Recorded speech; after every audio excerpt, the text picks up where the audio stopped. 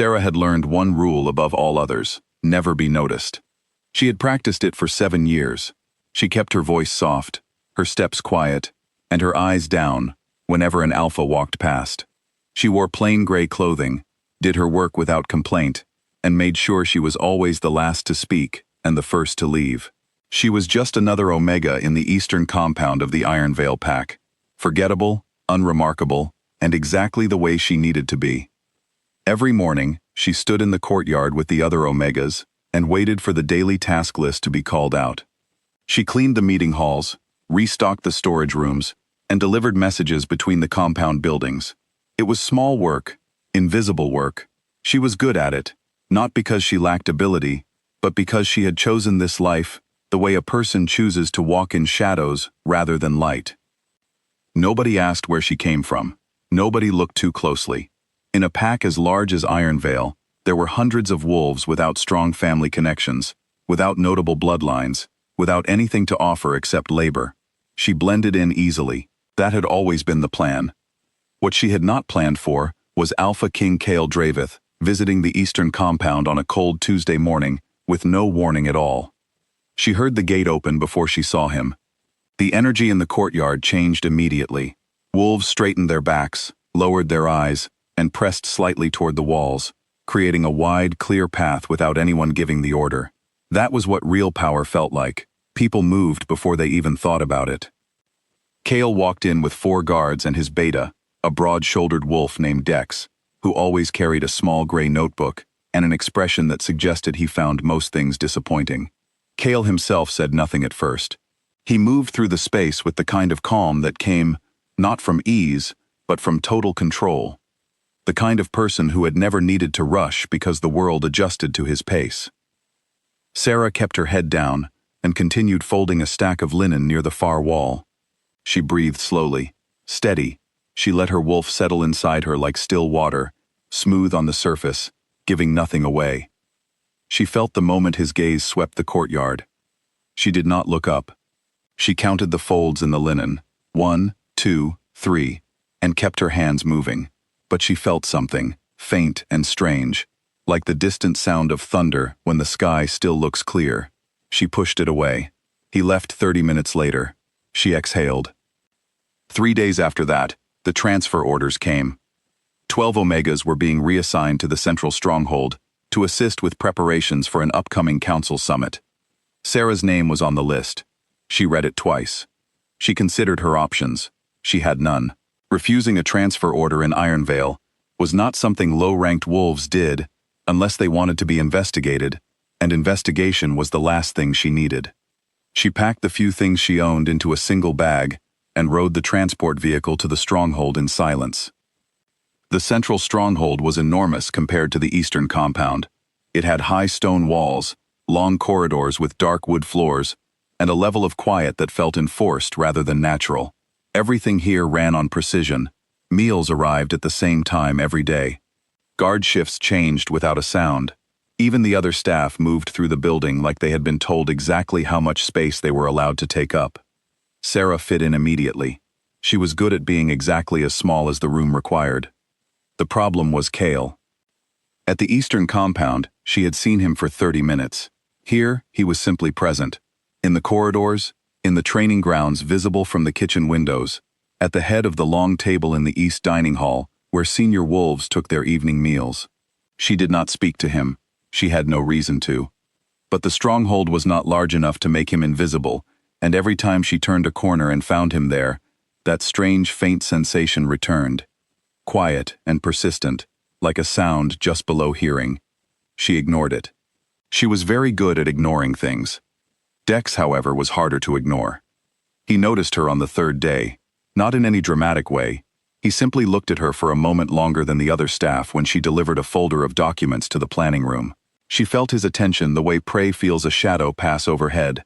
She kept her expression blank and left without making eye contact. That evening, she overheard him tell a junior officer to run background checks on the new arrivals. Standard procedure, he called it. She lay on her narrow bed that night and ran through her cover story from the beginning, checking every detail the way you check a wall for cracks before trusting your weight to it. The story held. It had always held. She had built it carefully. What she had not built carefully enough was her instincts. On the 5th day, an enforcer named Garrett, large, short-tempered, and the kind of wolf who wore his rank like a weapon, caught a young Omega named Pell, trying to leave the storage corridor without completing his assigned shift. The reason was visible. Pell was barely 17, and his hands were shaking from hours of lifting crates. He had simply needed to sit down. Garrett grabbed him by the collar and pulled him off his feet. Sarah was at the end of the corridor. She had told herself many times over the years that survival required detachment. She had believed it, mostly. But something about the sight of Garrett's hand on that boy's collar went through her careful detachment like a stone through glass. She was moving before she decided to move. She crossed the corridor in 4 steps, fast, precise, silent, and placed herself between Garrett and Pell. She did not shout. She did not threaten. She simply looked at Garrett and said, in a voice that came out much steadier than she intended, "Put him down." Garrett stared at her. Something crossed his face, not quite recognition, but a kind of animal uncertainty, the faint sense that something in the air had shifted without explanation. His hand loosened. Pell dropped to his feet and scrambled backward. The moment lasted only a few seconds. Then Garrett recovered himself, let out a short sound of contempt, and walked away. Sarah turned and found Pell watching her with wide eyes. She told him to finish his shift and go to sleep.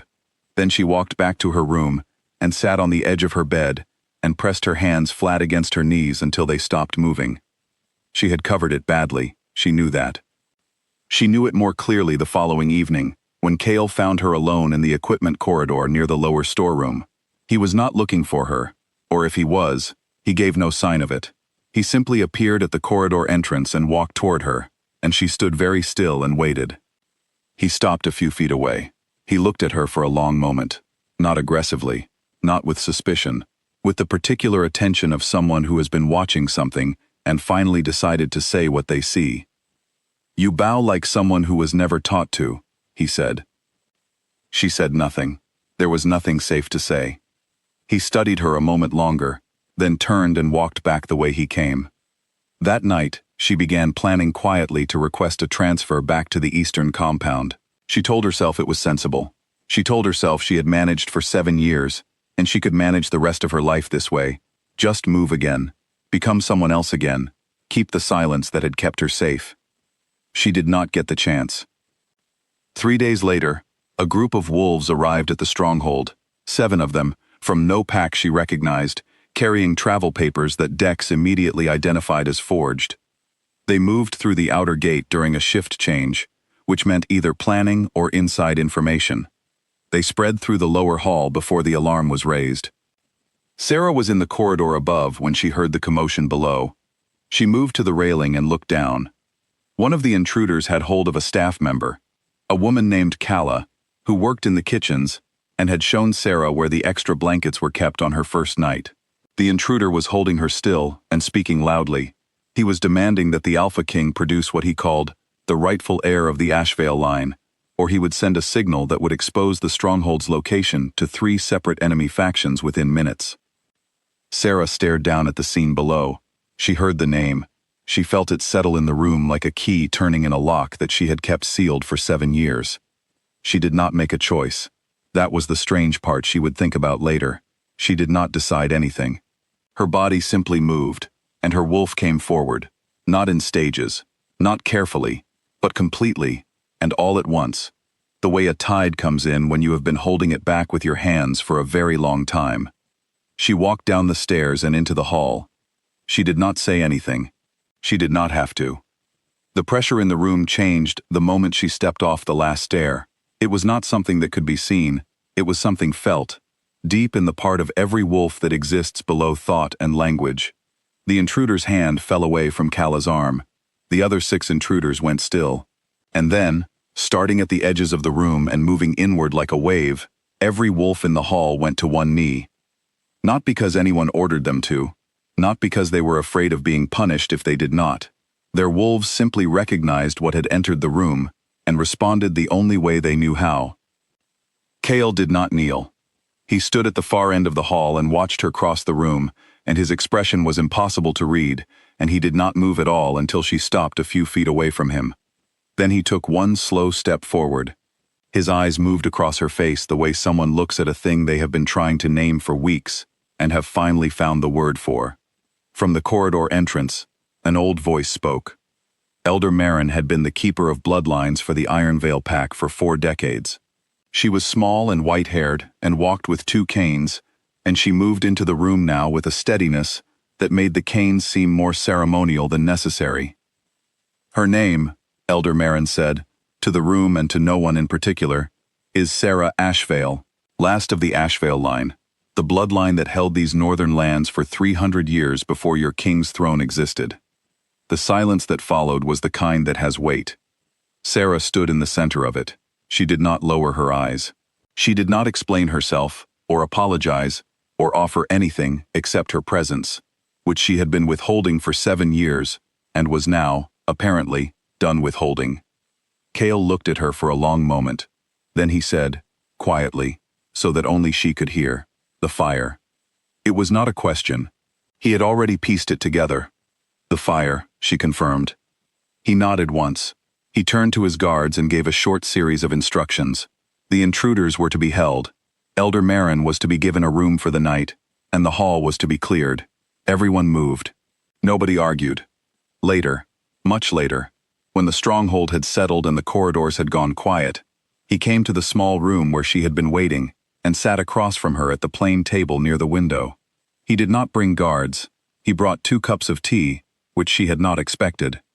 She told him the truth, not all of it at once, but the shape of it, the fire that took her family when she was 19, the choice she made in the days after to disappear rather than fight a battle she could not win alone, the 7 years of careful smallness that had kept her alive and unknown. He listened without interrupting. That surprised her too. When she finished, he was quiet for a moment. Then he said, "You could have come forward at any point in the last 7 years." "I could have," she agreed. "I chose not to." "Why now?" She thought about Calla, frozen in that grip in the hall below. She thought about Pell and his shaking hands. She thought about the precise, exhausting weight of 7 years of performing smallness. "I did not choose now," she said. "Now chose me." He was quiet again. Outside the window, the sky was beginning to lighten at its edges. "Under pack law," he said finally, "the Ashvale bloodline holds legitimate claim to the Northern Council seat. That has never been revoked. It has simply been unfilled. I know the law." "Then you know what today means." "I know what it means," she said. "I want to discuss what it looks like." He looked at her then, not with the measuring attention of a king assessing a political problem, but with something simpler and more direct. He almost smiled. That sounds like someone who was never actually an Omega. The formal recognition took place 4 days later, at a gathering of all 12 pack representatives in the Great Hall. Sarah stood at the front of the room in a dark blue dress that Elder Merrin had quietly produced from somewhere, with her shoulders back and her chin level, and every instinct she had trained for 7 years working against her, telling her to step back, to make herself smaller, to find the edges of the room. She stayed where she was.